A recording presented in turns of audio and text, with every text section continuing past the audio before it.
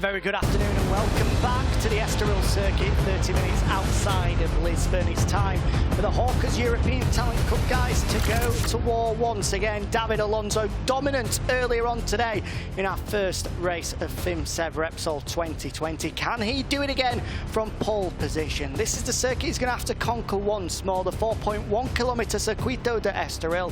4 lefts, 9 rights, and he is now the lap record holder. Can he do it again over 16 laps? The Colombian was pretty impressive earlier on today, and I think he is without doubt the strong pre-race favourite for the second Hawkers European Talent Cup race of the year. It's Jack Appleyard and Lewis Sotheby once again. 2 more races to go today.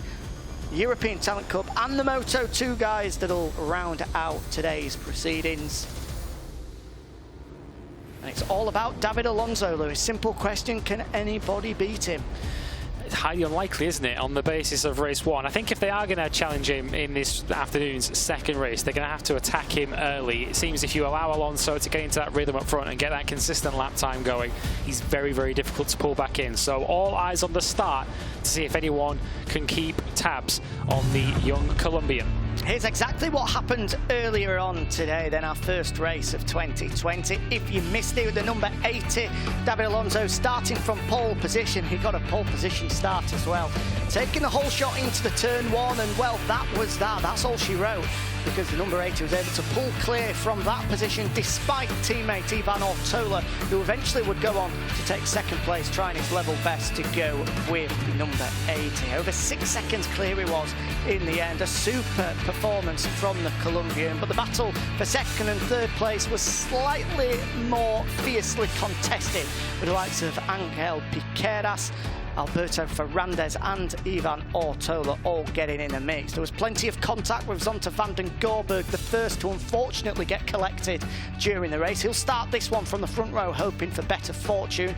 Also coming together between a couple of the Cuna de Campeones riders in Dejura Sacco and the aforementioned Alberto Ferrandez. It came down to the closing laps with Marco Ruda there in second place with Ortola for company. Piqueras, unfortunately, in the closing stages had a technical problem. He'll start this one from second, just like Van der Gorberg, hoping for slightly better fortune. That was the coming together between the Cuna Campeones riders, meaning as he started the final laps, there was 5 riders remaining. Ortola there in second, with the number 7 Filippo Farioli taking control as we started the final lap. Then this happened between Ruda and Adrian Cruces, the pair of them coming together in third and fourth place. It allowed Ortola to escape and take second place, with eventually third place going the way of Alberto Ferrandez, the Cuna de Campeones rider.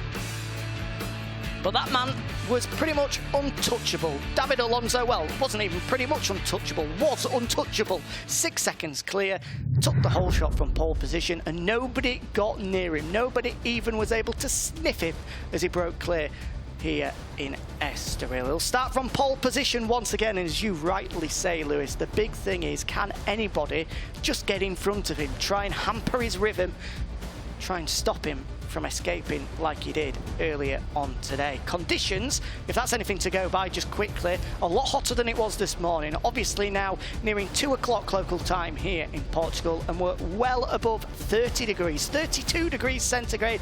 It is absolutely scorching out there. So for these young kids, certainly that temperature is going to play a part on fitness.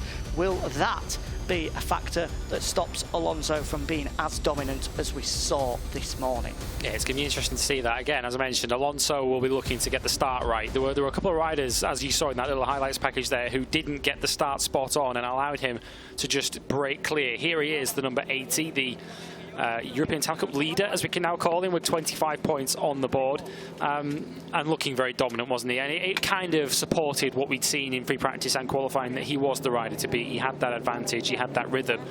And as I say, it's now up to the riders behind him to break that rhythm of this young, impressive Colombian. Well, just looking across the front row, what a set of brolly holders we've got. Nico Tirol, a former 125 world champion, holding David Alonso's brolly. To the right of him, holding Angel Piqueras' umbrella, he's a former Moto2 world championship competitor in Kev Coughlin. And then on the outside of the front row, we've only got a former 500cc and MotoGP race. I was going to say race winner then, but he was a race rider in Jeremy van den Gorberg. So a fair trio of umbrella holders there.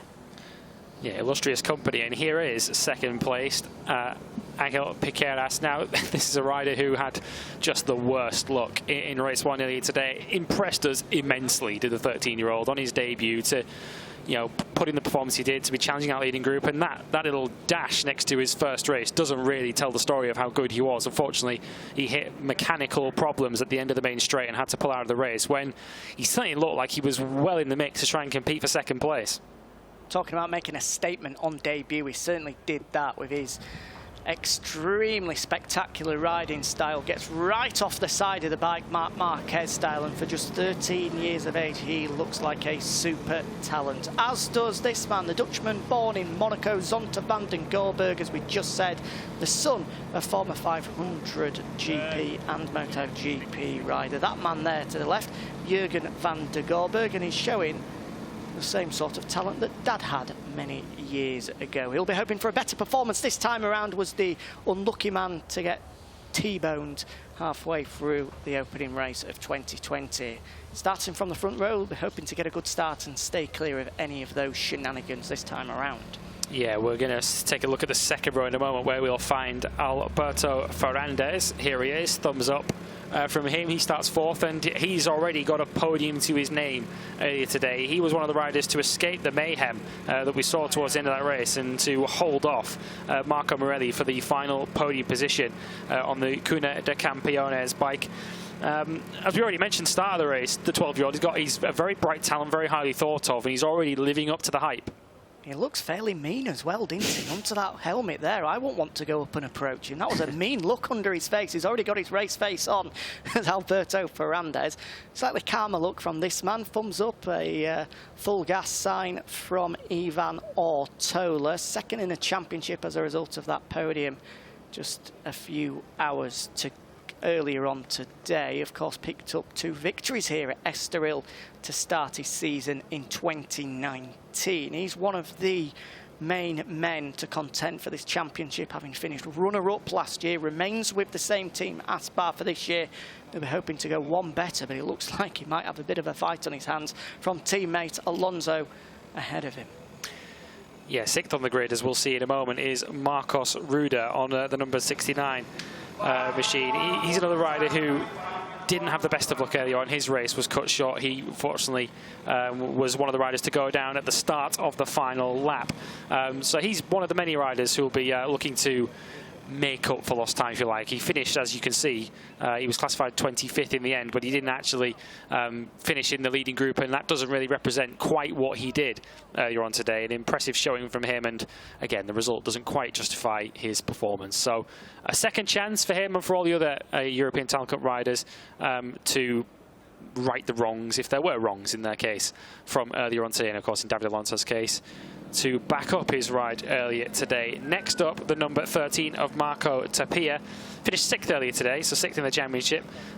He was another of the riders in that leading group who, again, avoided the chaos, although he did actually cross the line in 5th and picked up that one position penalty after the flag, which dropped him into 6th place. So Tapia, 6th in the championship, 7th on the grid, and he'll be chasing a similar sort of result today. One rider that I wanted to mention, though, who you won't see in this grid roundup as we go through, is Marco Morelli, who's the rider who finished 4th earlier today for the Australia Glacier Talent team. He, once again, is going to have to try and come from all the way back in 27th on the grid. He was, of course, one of the trio of riders to pick up a grid penalty earlier on today, which is why we found him on the naughty row, as we called it. But in any event, he's got a lot of work to do, but he sure he can do it once, so he can easily do it again. Certainly can. He, of course, as you say, started the opening race from 27th. I think, actually, that penalty just applied for the first race, just like we saw for Jari Montoya. So he'll start 15th. He will, of course. So a slightly easier job this time around in the win it from there. In the loosest sense of the word. Starting from 15th, this time a piece of cake. Here is the number 7, another man that was in the leading group, or should I say the battle for the final podium places earlier on today. The number 7 of Filippo Farioli, the number 7, just 15 years of age, from Italy, made his debut in the European Talent Cup earlier on, having moved up from the pre-Moto3 Italian Championship, and did a good job of it as well. Teammate, of course, in the same colour scheme, the Leglise Academy, wonderful yellow and blue colours, the same that Marcos Ruda runs as well. On to row 4 now, where we'll find this man, Julio Garcia, the number 49. Certainly wasn't in the mix in the earlier race. Eventually came across the line in 9th place. Yeah, we forget, though, of course, that these riders are still so young into their careers. That is a career best for Julio Garcia in the European Talent Cup. His previous best was a 14, so he's already gone way clear of that by finishing 9th. So that will have filled him with confidence for this second race. As I say, it's not the result that perhaps catches the headlines. It might not have been the result that he perhaps was looking for from 10th on the grid earlier on. He might have been setting his sights a little higher than that, but a bit of confidence in the bank now. We can build on that later on. He'll be certainly hoping to hand himself a bit of a birthday present as well, because the Spaniard turns 14 on Friday. So many happy returns in advance. Julio Garcia starting this one from 10th. Here's a name to keep your eye on in this race. Dejira Sacco. You'll be able to see no points, a nil point from the opening race, but he was well in the mix, as he was in 2019 as well. Dejira Sacco is definitely a man to keep your eye on this one. He'll be hoping to stay clear of danger this time around. Of course, had a little bit of a coming together with his teammate in the opening race, so I'm sure he had a bit of a rap on the wrist from his team manager as a result of that one. Rule number 1 of racing: don't take out your teammate or get involved in an incident with your teammate. He'll be hoping to stay clear this time. Here we go then, the starting grid of the second race of the Hawkers European Talent Cup, with David Alonso, once again the man to beat, starting from pole position alongside Angel Piqueras and Zonta van den Gorberg. Row 2, Alberto Ferrandez, Ivan Ortola and Marcos Ruda. With row 3, Marco Tapia, Alvaro Carpe and Filippo Farioli. Julio Garcia completes the top 10 with Dejira Sacco and Colin Via alongside him. Matteo Volpi, Harrison Voigt and Marco Morelli on the 5th row of the grid, ahead of Juan Rodriguez, Adrian Cruzes and Matteo Pedano. On to row number 7 of the grid, we'll find Justin Fokker, Charwil, Ezwan Sharil and Jacob Rulston, Guillaume Plonks, Romeo Sandoval and Dean Berta Vinales. With row 9 of the grid, Philippe Tom, Mario Meyer and the American Tyler Scott. Noah Detweiler, the Swiss rider, leads row 10 ahead of Almona Thiel and Bernal, Trias, Perran and Collins on row 11, and row 12 is where we'll find Mizera, Pavelek and Lapierre. And the final 2 men on the grid, making it 32 riders here in the Hawkers European Talent Cup. Well, I've got that wrong. There's just 1 left in the form of Pass Week. I thought we were going to have 2 more there, sorry. 38 on the grid. It looks as though we have 1 man that won't be starting this one. We've had no indication of who. It certainly isn't any of the guys that were fighting inside the top 10 in our first race of the day. We'll just have to wait and see out of that commentary window if we can see any blank spaces on the grid at all. Yeah, we'll keep an eye on that. We'll update you as we go, as they head off on the formation lap. And as I mentioned, for me, the big question to this race is the riders alongside Alonso on the front row of the grid who didn't really get a full chance to show what they were capable of in race 1. We've got Angel Piqueras starting second. Of course, as we mentioned, he hit mechanical problems whilst fighting for that podium position. And Zonta van den Gorberg, who was sort of wrong place, wrong time, wasn't he really, in an accident down at the corner we're looking at now at the right-hand hairpin of turn 3. So both of those riders, I'm not so sure whether they necessarily got the pace to go with Alonso, but we're not sure if anyone quite has that. But they'll certainly be looking for a podium, which is certainly what they were aiming for in race 1 before misfortune intervened. And of course, both of them looking to jump onto the podium for the very first time. They start from the front row for the first, well, was the first time in their career in race 1 earlier on today. Now the second time in their career. They'll both be hoping for better fortunes, as you rightly say, Lewis. Alonso, though, will start from pole once again. And after such a dominant performance last time around, it's going to be interesting to see what sort of tactics, if any, people are able to put against him to stop the Colombian from cruising to a second win of the year. And I mentioned the confidence factor earlier on. He's only a short lad, Alonso. He's only 14 years of age, but he will feel 7 feet tall after that first win of the day earlier today. And as I mentioned earlier on, what was so impressive was his rhythm and his race pace in clear air. He didn't need anyone setting the pace in front of him. He was pretty comfortable out front, and he'll take some stopping. He's, as I say, he's his second year in ETC. but he's already started it with a result way in excess of what he'd ever done before. His first win in the class. And what you often find with riders, I know Alonso talks about this being his favourite track, so this might not be representative of the entire season. We can't go quite that far yet.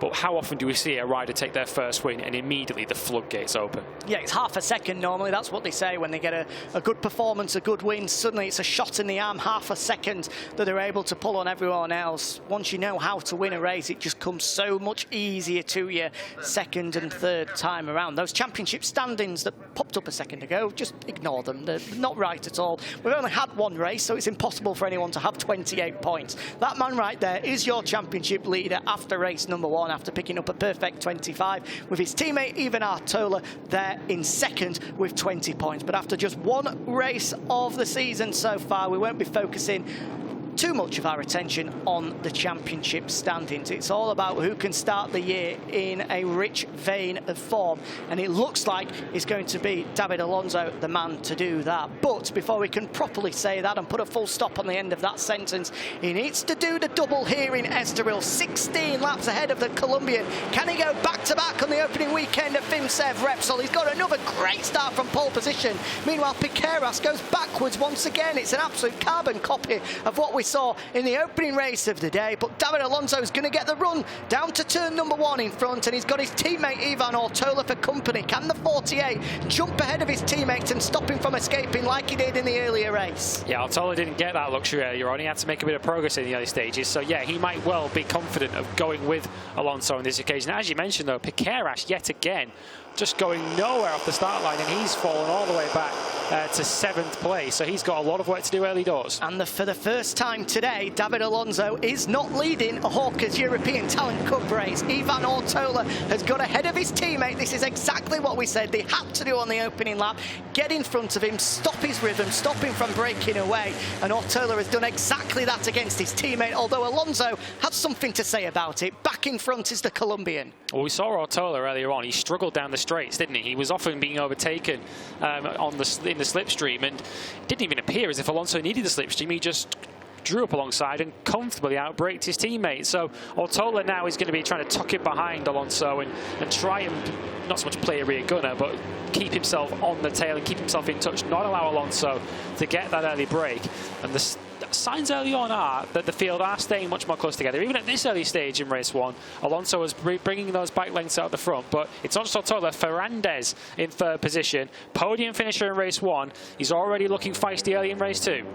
Well, you can see why Alonso is able to drag his way past Ortola with such ease, because just look at the size difference on the bike. Alonso is just so much smaller than Ortola, that is obviously 15 years of age, but so much taller. The old Aspar team have done a classic League 2 job. They've gone for a big man, little man combo here in the European Talent Cup. Over the line then to complete lap 1, and Ferrandez is having a look up the inside. He was very, very close to the 2 Aspar bikes, but settles in 3rd place. We've got Ruder running 4th at the moment. Van der Gerberg and Piqueras, who were 2nd and 3rd, they've lost 3 places each at the end of the first lap. They crossed the line in 5th and 6th. Marco Tapia is 7th. Harrison Voigt is one of the riders who's made a very, very good start. He, of course, had to start much further down the grid. He started 26th in race 1. Much less of a handicap this time around, but he's already climbed into the top 8. And Harrison Voigt, incidentally, one man, only a few in the whole paddock that's actually been able to get some racing under his belt this year, was a part of the Asia Talent Cup in Qatar at the opening Moto2 and Moto3 Grand Prix of the year. Had a similar sort of performance there as well. Actually, in the opening race finished 12th, but then was able to jump onto the podium in the second race, 3rd place, a first ever podium in the Asia Talent Cup for the Australian from Queensland earlier in the year, and he's making a good job of it so far. Is the number 29 as part of the 658 Squadra Corsa team. Yeah, of course, he crashed in that opening race, didn't he, in Qatar back in at the start of the season, and remounted to finish in the points. But he's making a good start to this one. We're looking at the 2 658 Squadra Corsa riders who are running close together at the moment. They're just at the back of this leading group, looking as if they're just getting slightly detached. But the early signs are that Alonso is not enjoying it all his own way at this stage. At this stage of race 1, he was already a second clear out front. This time, he's got the 48 of Ortola, his teammate, already making very, very dangerous moves behind him to try and get up the inside. Whether he can actually make that move down the main straight will remain to be seen, because as we've already touched on, it appears as if Alonso has just got that edge at the end of the straight.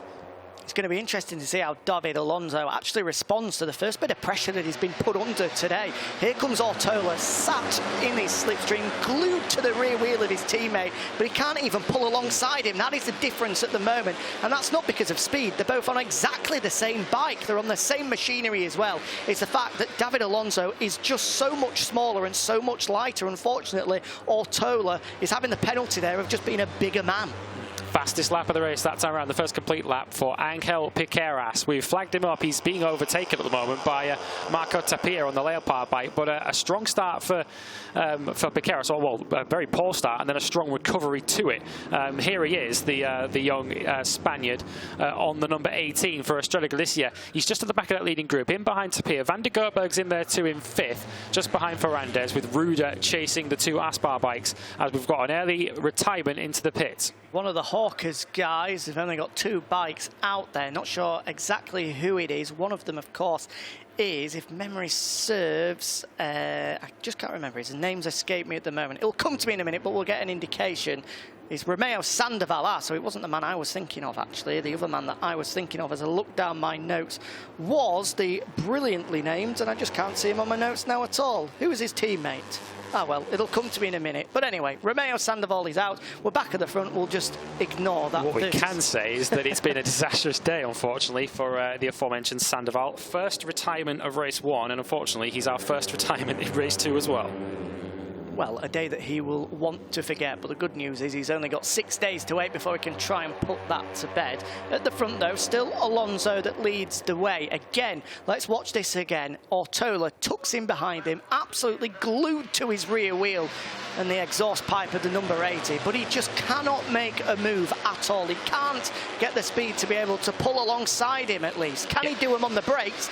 Yes, he can. So that's where his advantage is. It's been pretty obvious. It's just been confirmed there as Alonso looks over his shoulder. Yes, that's right, David. There are other people in this race. He didn't know of it in the opening race when he won by 6 seconds, but suddenly he's got company. Yeah, for the first time, he's actually got motorcycles, plural, ahead of him, although he's quickly trying to change that. He's up the inside now of Ruda, who briefly led on the approach to turn 1, then was outbroken by Ortola. So it's now an Aspar 1-2 again, but not in the order that we saw them earlier on today. Ruda, by the way, was the fastest man on track that last time around on a 48.0, which enabled him to bring himself alongside the 2 Aspar bikes on the 69 bike. There you see him on the silver and blue bike in 3rd place. Looking at the outside of Alonso, we've got a jump start, by the way, incidentally, for the 48. That is Ortola. Leader. 2 long lap penalties on the way for Ortola, which isn't necessarily the hammer blow to his race that perhaps a ride-through penalty would have been, but he's certainly going to find himself detached from that leading group very, very shortly. 2 long lap penalties coming up. Well, Ivan Ortola. We thought that he got a dynamite start from the 2nd row of the grid. In fact, no, it was the 2nd row of the grid that he came through. A much unusual good start from Ortola. Oh, and he has a big moment there. A huge high side nearly coming out to turn 10. Somehow he saved it as Ivan Ortola, but his day's gone from bad to worse. Not only has he got 2 long lap penalties, but he's now at the back of this leading group, having had that huge moment. What a save, though. He was out of the seat, almost skyrocketed into the air. It's very, very difficult to high side these European Talent Cup machines, but Ortola nearly did a pretty good job of it. Yeah, he inadvertently took the long route around turn 10 as well. He was hanging on around the outside, trying to stay on board that bike. But that's going to complicate things for Ortola. I mean, he'll no doubt have seen now, if he did look to his right as he goes up the inside now to try and make some of that ground up back again. If he had seen his pit board to see that those long lap penalties had been awarded, it's kind of much easier to take those long lap penalties when you're leading the race, because it's very difficult to find your braking point for turn 6 when you're going straight on into what is essentially the tarmac runoff to take the long lap penalty. And equally, the riders who were behind him in that leading group, they might not be aware of these long lap penalties, and it'll be very easy for them to be thrown off their braking markers when they see Ortola spearing straight on at turn 6. Here's a replay of that save coming out of turn 10. The man in the lead, just look as he flicks it right here. The rear wheel is going to spin up and try and send him to the moon. It wasn't as bad as what I first thought. It nearly turned into a low side in the end, as of course they're going uphill and he loses the traction, but somehow he held on to it. Incidentally, this is a little bit of history here at Estoril. Of course, these rules were implemented at the start of the year, as you rightly said, Lewis. This time last year, he would have had a ride-through penalty for a jump start. Now, of course, it is 2 2 long lap penalties. The rule book here exactly the same as we see in the World Championship as well. We didn't see any jump starts in Qatar, so a bit of history here. Ivan Ortola, the first man to be handed 2 long lap penalties for a jump start. He has 5 laps to take it as well, and he doesn't have to take them in continuous laps. He can do 1, wait 3 laps, and then do another if he so pleases. Yeah, well, 1 lap has passed and he hasn't taken either yet, so we'll keep an eye on that. He's still sat there in 3rd place, just behind Marcos Ruda, so we assume and we hope that he's seen it. He'll see it loud and clear now with the pit board on the main straight in bright yellow, fluorescent yellow for him. Let's see if he does take a look over to his right-hand side. He's more focused on the 2 in front of him, so we'll keep an eye on that to see if Ortola has indeed seen the notification. He's too busy taking the lead of the race at the moment, or he's at the inside of Alonso. He just has to slot into 2nd place behind his teammate. If he has seen that news, he's responded pretty well, because he set the fastest lap of the race last time around.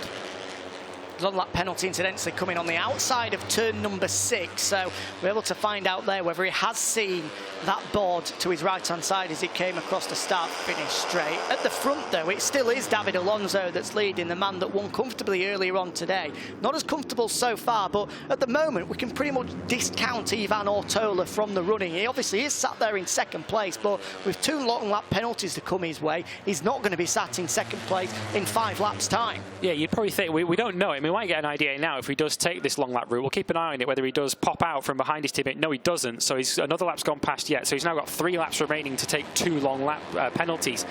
You'd imagine, we don't know this, but you'd guess probably each long lap penalty is maybe 2 to 3 second penalty in real time during the race. So once he's served both penalties, that's probably going to drop him into the group that's currently involving Filippo Farioli, Colin Vaya, Harrison Voigt, Adrian Crutez and Juan Rodriguez. They're fighting for the positions from 10th down to 14th. So that's potentially where Ortola, real time, is going to find himself in the race, assuming he serves his penalty shortly. And again, a huge save coming at exactly the same point. This time, I think it was Angel Piqueras, was it? We'll have to get a replay of that one because we only saw the rear of the bikes. This time, it was an even bigger save. A huge, huge save. I think it was actually Matteo Volpi on the 658 Squadra Corsa machine. Again, both feet off the foot pegs, but somehow he holds on the outside of turn number 10. These guys are at the limit, as we can quite clearly see. Yeah, I think they're perhaps been motivated and energised by the fact that they can actually see the leader in this race. David Alonso's lead is still just a 1/10 of a second, and it's essentially a 2-rider fight this at the front with an interloper in the middle of it in the form of Ortola, who's currently sitting in 2nd place. He's not in this fight, essentially, once he takes his penalties. So he's probably going to drop into the fringes, if not outside the top 10. So he's really... I'm not sure if he's meaning to do this, and I'm not sure he even knows he's doing this, but he's almost playing spoiler for his teammate at the moment, Alonso, who leads the race with a half-second gap to Marcos Ruda, who is essentially, in real time, he's 3rd on the road, but 2nd once these penalties have been served. He's doing a great job for David Alonso, as you say, Lewis. I was going to say he'll buy him a beer later, but when everyone in the field's under 18, I think he'll be buying him a Coca-Cola instead. Here we go into turn 6. This is where the long lap penalty is, and another lap ticks by. So he's running out of time here to get those 2 long lap penalties, and he's going to have to do it next time around, or we could well see a black flag going the way. Or no, in fact, I think it will change to a ride-through penalty for Ivan Ortola. So the penalty could change as we see another replay of Matteo Volpi's save. Yep, that was better than what we saw from Ivan Ortola at the moment. He's suddenly got the Save of the Day prize going his way, and just a little bit of admin. A man that's just come down pit lane is the man whose name escaped me earlier, Alvaro Carpe. That's the teammate that I was hoping to try and get the name of aboard the Hawkers Fine Network Arrow squad. So both of their riders out with still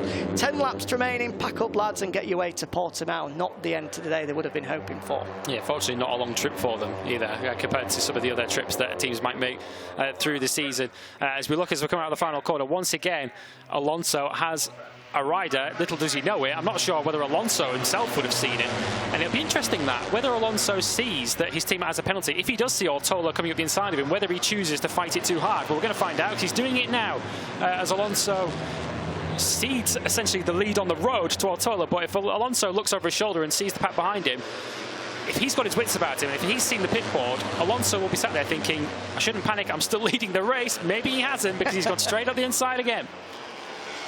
Well, I'm not sure if he has seen the pit board, as you rightly surmise, Lewis, because he's dived right back up the inside. I do hope that Ivan Ortola has seen it. We were focusing on him as they went down the start-finish straight, and he did have a momentary glance to his right-hand side as he went past his pit board, rather than right at the start of pit lane, where the board to tell him he's got 2 long lap penalties. He's moving over to the right-hand side of the track here. Surely this means he's going to see, yeah, left leg goes out. Here we go, the first of 2 long lap penalties. Hard on the brakes, just about gets it stopped. Oh, for a moment I thought he was going to go into the gravel, but he's done it absolutely perfectly as Ivan Ortola. That's the first of his 2 long lap penalties, and it puts him down to 9th place behind Matteo Volpi. Probably about 3 seconds, as we said, off the new leader and the definite leader now, David Alonso. Yeah, and normally, in normal cases, this is the first time we've seen a rider given 2 long lap penalties in a race, as we see the 30 of Colin Via go down.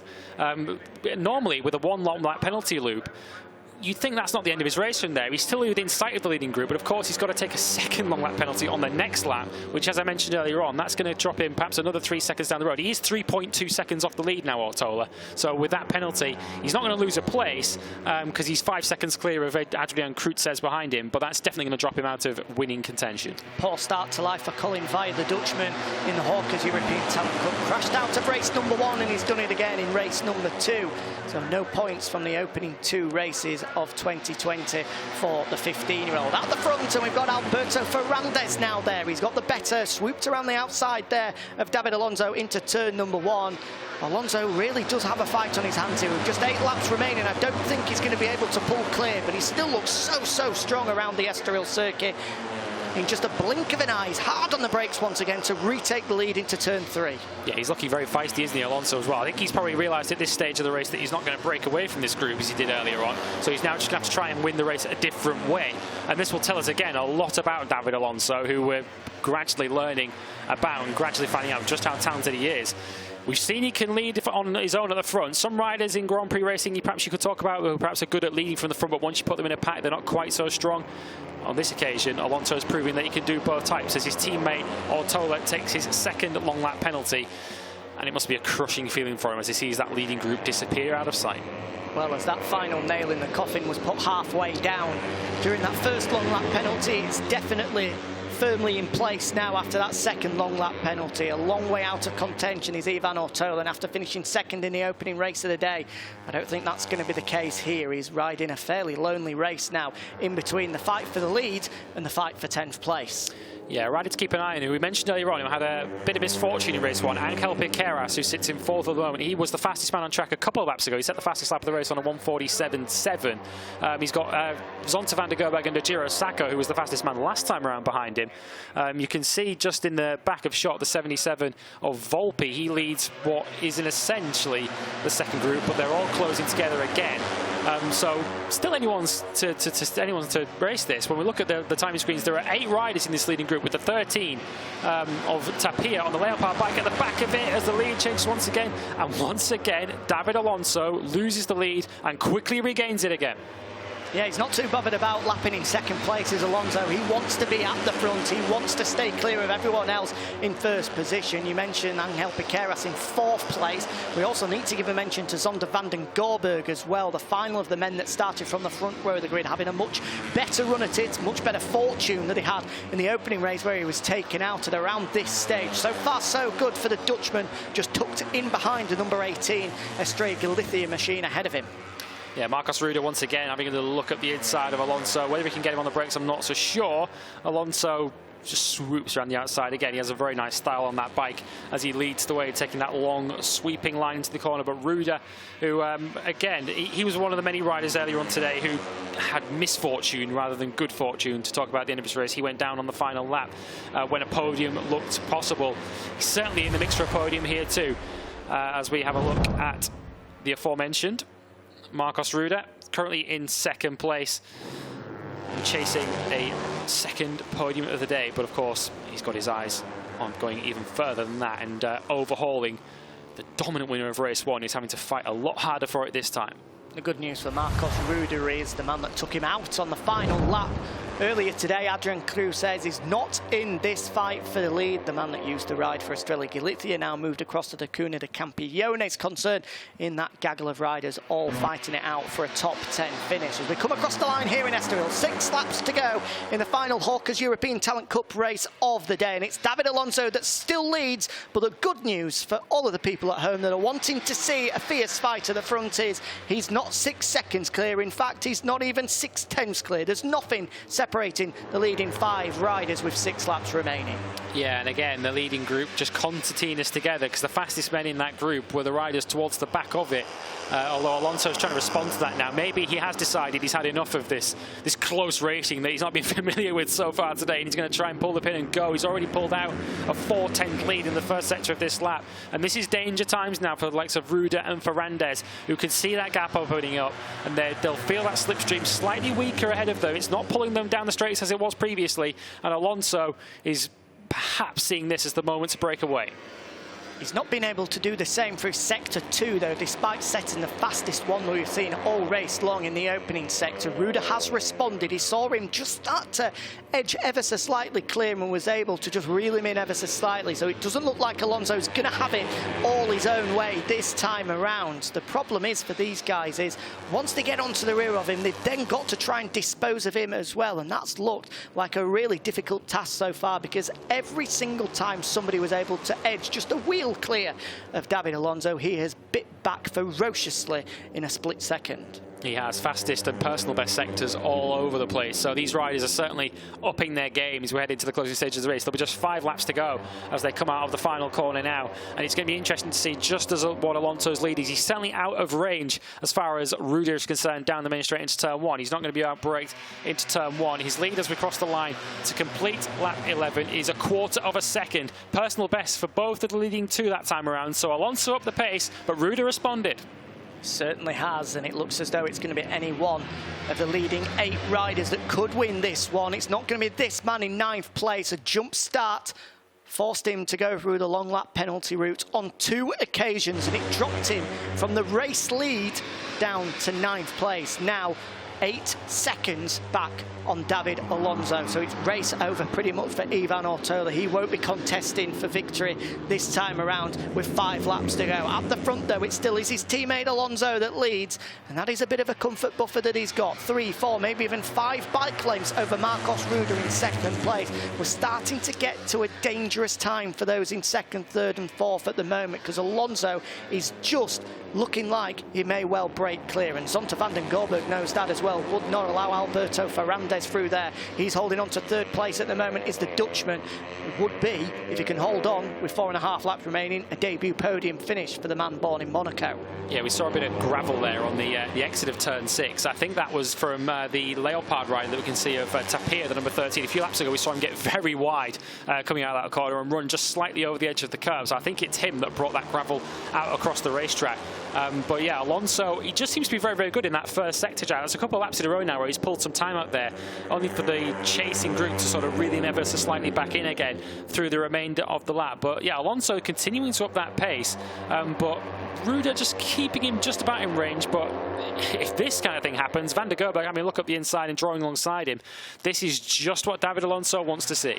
4 laps remaining now in Estoril, and it still is Marcos Ruda leading the fight against David Alonso. But Van der Gerberg looks like he's going to take control and move through into 2nd place. We've got Ferrandez for company as well, and in fact, it's Van der Gerberg that goes backwards. Ferrandez now through into 3rd place. That's the position that he finished earlier on today. Can he go a couple better? He's certainly got a better chance this time around. Meanwhile, further back, this is the battle for 10th place with Filippo Farioli currently leading it after making a move on Marco Morelli and Adrian Cruzes. These guys were all in the fight for a podium earlier on today, but just haven't been able to match the pace of the front group this time around. Instead, they're fighting it out for a top 10 finish rather than a rostrum finish. Yeah, and Cruzes, the number 10 in the middle of this group, he's had a track with its warning, incidentally, so he's obviously been just veering over the edge of the curves ever so slightly, and if he continues to do that, he might find himself joining Ivan Ortola in taking a trip through the long lap penalty loop with 4 laps to go. Of course, if that takes place on the final lap, he might well find himself being given a position penalty, so keep an eye on that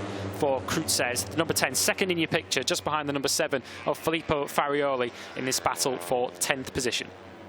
The pace really starting to hot up at the front of the race. Again, personal best sectors put in through sector 2 from David Alonso, and the man in second place now, Alberto Ferrandez. Whilst we were looking at that fight for 10th place, Ferrandez has squeezed ahead of Marcos Ruda to lead the charge against David Alonso, but as a result of that, it's allowed Alonso to escape even further clear as we come across the line this time around, meaning there'll just be 3 laps remaining. That gap could be over a second, which is pretty dangerous for the guys behind. It looks as though it could well be good night Vienna for any of the guys hoping to topple David Alonso.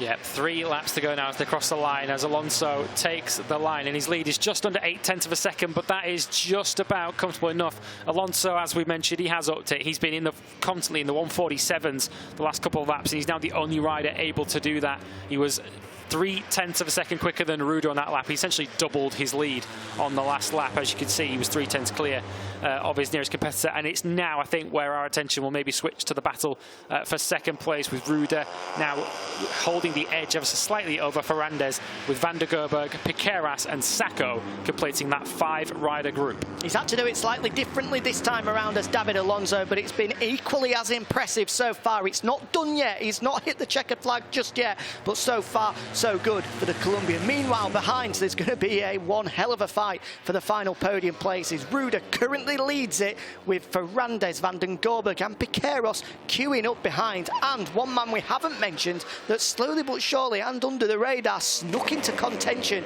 is a number 74 right there in the back of your picture, Jazira Sacco. He is right in the mix for a podium finish. He's come from nowhere pretty much. Yeah, and he was another rider who didn't finish earlier on. Speaking of riders not finishing, that's the 17 of Torren Collins, raced in the British Talent Cup last season. He's racing, of course, under a Canadian flag here, and unfortunately that brings the end to his day. He finished just outside the points earlier today, and unfortunately he won't be finishing in the points here, and this is why.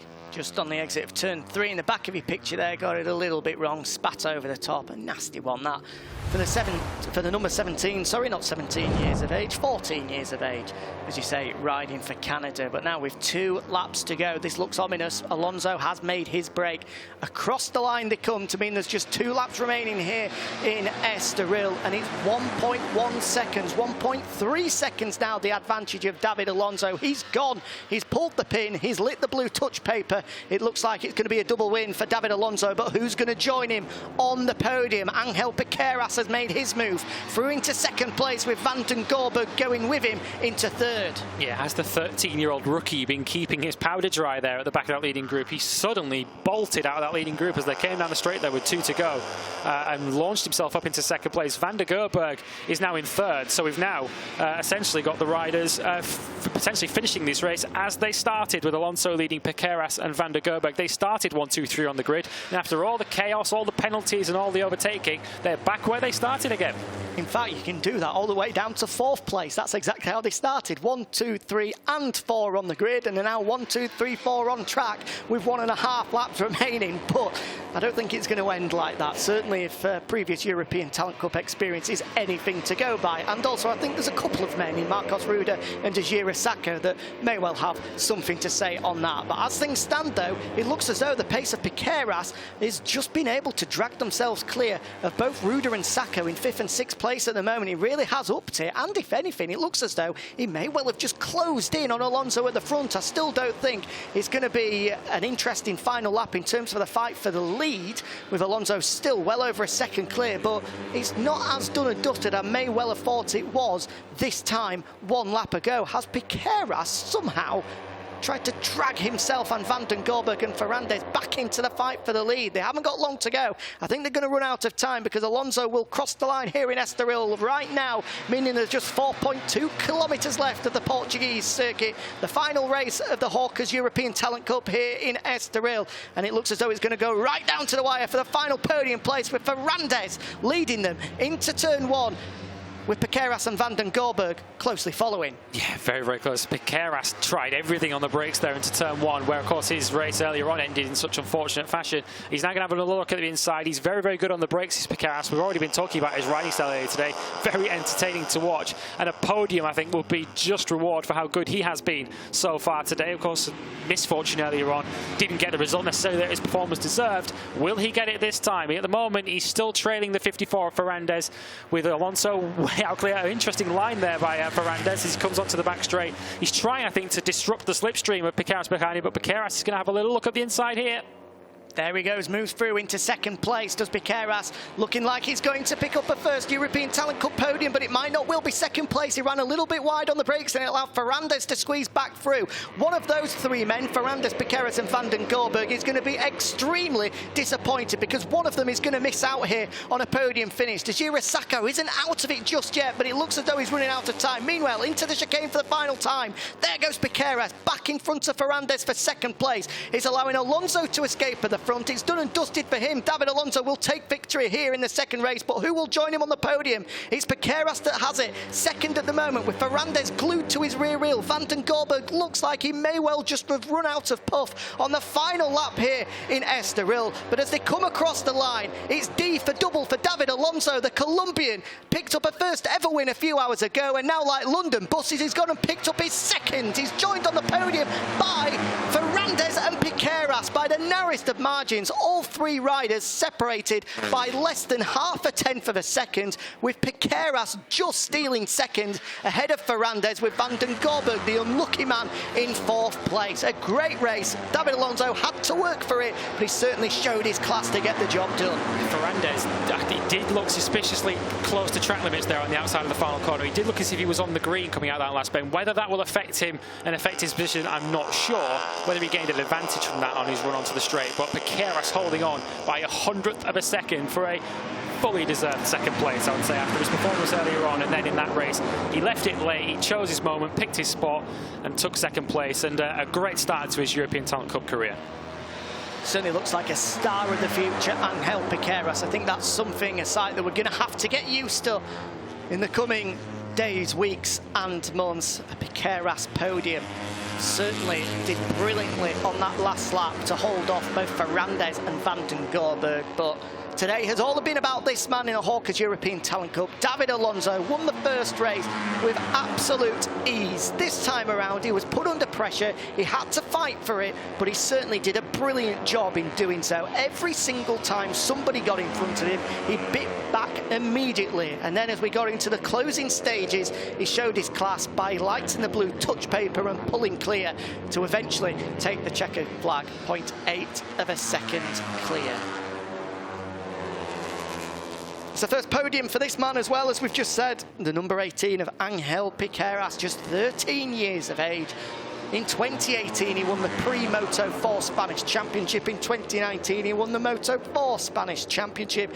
And now he's looking to take the European Talent Cup, and he started life in great fashion. And as Lewis Sotheby, the eagle-eyed Sudders, has managed to point out, rider number 54 exceeding track limits on the last lap, drop one position. So that man there, Alberto Ferrandis, will not finish on the podium. He's been demoted to fourth place as a result of exceeding track limits out of the final corner on the last lap. So Van den Gorberg, I imagine, will be promoted up to third place. That's what it says at the bottom of our timing screens here. We're yet to get official confirmation, but it looks as though, yeah, Ferrandis was about to pull into Parc Ferme, and someone was pointing, sorry mate, no place for you here in Parc Ferme. Unfortunately, you've had to drop one position, so it's Van den Gorberg that will take third. There he is, the Cuna de Campiones man. I'm sure he's thinking, what on earth has just happened? Why have I been told to come down pit lane? Someone's going to have to tell a extremely disappointed 12-year-old why he's not on the podium, a job that I certainly wouldn't want to have. But regardless, still a super performance for Ferrandis. Third in the first race, fourth in the second race. I'm sure there's going to be plenty of podium finishes coming the Spaniards' way over the course of the season. But as a result, there is official confirmation. The number 84 of Zonta Van den Gorberg takes his place, his rightful place in Parc Ferme. It is a first European Talent Cup podium for the Dutchman, following in the footsteps of his father and doing a brilliant job too. Of course, Jürgen Van den Gorberg, a part of the 500cc's and MotoGP class for many years, as well as contesting the 250cc championship on the world stage, and I'm sure it won't be long before we see Zonta up there as well. His first podium, I'm sure it's going to be the first of many, is also going to be the first of many victories for this man. He's done the double as David today. 6 seconds clear in race 1, 0.8 of a second this time around, but who cares how big the winning margin is when you've got 50 points in your championship column after the opening 2 rounds of the year. Redemption for this man. Angel Piqueras was so bitterly unlucky to miss out on a podium in race 1 after a technical problem robbed him of contesting for a podium in the closing stages. And it's redemption for this man as well. Zonta van den Gorberg, of course, was taken out during the opening race and now finally is able to fight back and take a podium finish. Great result for the Dutchman there, and just debriefing with his dad. Zonta did a brilliant job. His English, incidentally, is absolutely perfect, of course. Born in Monaco, but rides under the flag of the Netherlands. I think we're going to see that man challenging at the front in Portimao in just 6 days' time, which incidentally, of course, you will be able to watch through exactly the same means as which you're doing now, whether that be through any of the TV broadcasters showing us around the world, or on YouTube as well. Make sure you tune in on Monday, just 6 days' time. We'll have more FIMCV Repsol action for you to enjoy from Portimao. 2 race days, should I say, sorry, in the space of 6 days. The perfect tonic just before the MotoGP World Championship gets underway in 2020 at the Circuito de Jerez. Angel Nieto, of course. Do not miss that one getting underway on the 17th of July. MotoGP.com, the place to be to get all the news, the views, and of course, with Video Pass, you won't miss a second of any session upon the return of Premier Class racing. A stage where all of these guys will have their sights firmly set on, and with performances like that at this tender age, I won't be surprised to see them making it to the MotoGP World Championship in, what, a decade's time for the vast majority of them. Certainly, these are the stars of the future. As we take a look at what happened to Alberto Ferrandis, just see him behind Piqueras. You can see just there, he ran onto the green stuff, and that's not what you're allowed to do. He's exceeded track limits. He's been demoted to 4th place, position 4, as a result of that. But I tell you what, I would be a little bit frustrated if I was Alberto Ferrandis. Rules are rules, of course, and he has been demoted to 4th place as a result of exceeding track limits there, but didn't really gain anything, and he was sort of pushed wide as well. But regardless, he'll have to settle for 4th place. Meanwhile, one man that took the double today, David Alonso, is with Lewis Sotheby. David Alonso, 2nd win of the day. You had to work much harder for that one today, but a perfect start to your season. I'm so happy. Another win. Thanks also to the team, because when they opened the pit lane, we have a problem in the bike, and that it wasn't working. But finally they could do good and finally work the bike, so I could do the race. Very happy. It was more difficult than the other because the riders were very good. So, but finally in the last laps, I could go quickly. So I make a distance between them, and I could win. I'm very happy. Another time, thanks to the team and thanks to my family also. ¿Y en español? Pues estoy muy contento y emocionado porque he podido ganar las dos. Esta me ha costado un poco más porque los pilotos están más rápidos y no he podido tirar en las primeras vueltas bien, pero al final de carrera he podido bajar un poco los tiempos, marcar un ritmo alto y poder irme para hacer las últimas vueltas solo. Y también gracias al equipo, porque cuando han abierto el pit lane hemos tenido un problema, casi no salimos, pero al final lo han arreglado, he podido salir y la moto al final iba perfecta. Entonces gracias a ellos y bueno, y a todos los que me apoyan desde casa.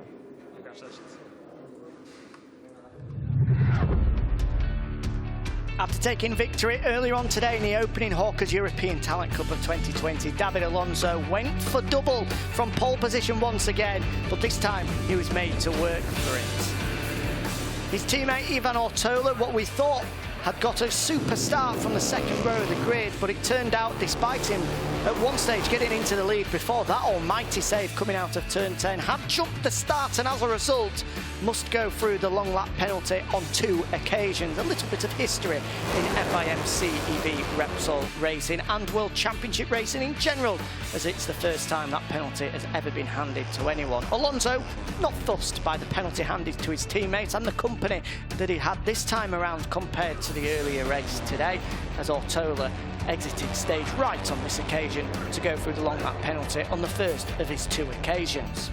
At the front, Alonso this time had company in the form of Marcos Ruda, with the number 69 rider getting a little bit too close for comfort through the opening corner. Alonso then would pull the pin in the closing stages and showed his form, showed his pace and showed his class to be able to break clear. But there was an almighty scrap for the final places on the podium involving this man. The number 54 of Alberto Ferrandez. He led the way into the final lap before Angel Piqueras responded, with Zonta van den Gorberg waiting in the wings, hoping to pick up a debut podium. In the end, it was Piqueras that came across the line in front of Ferrandez and van den Gorberg, but Ferrandez exceeded track limits and was demoted to 4th.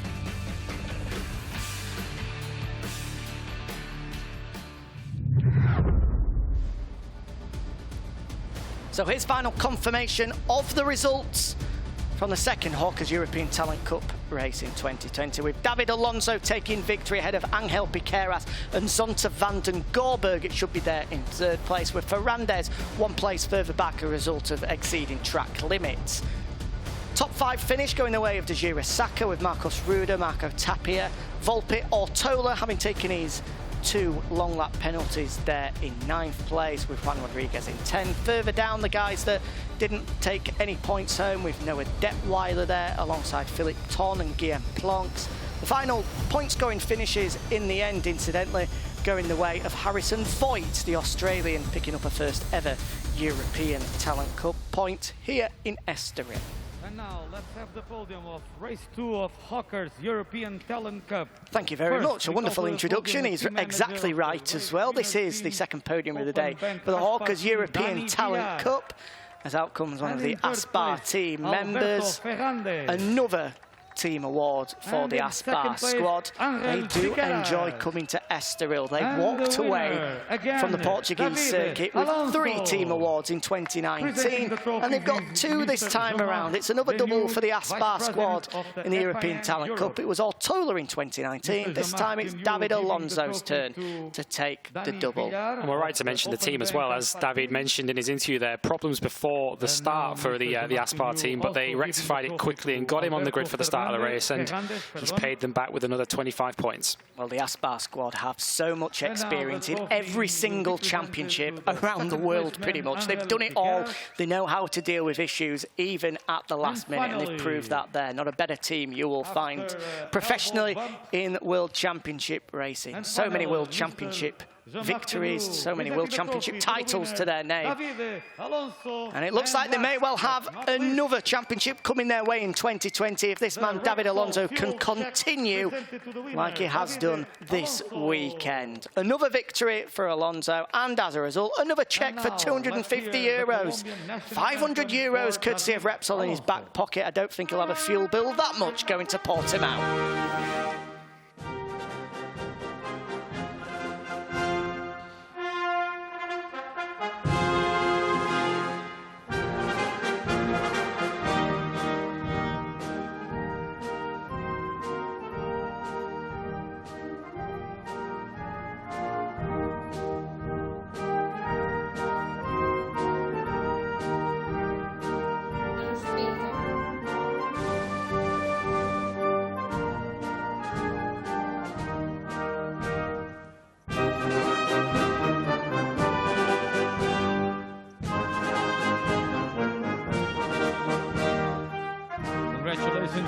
and especially to David Alonso. 2 races to win.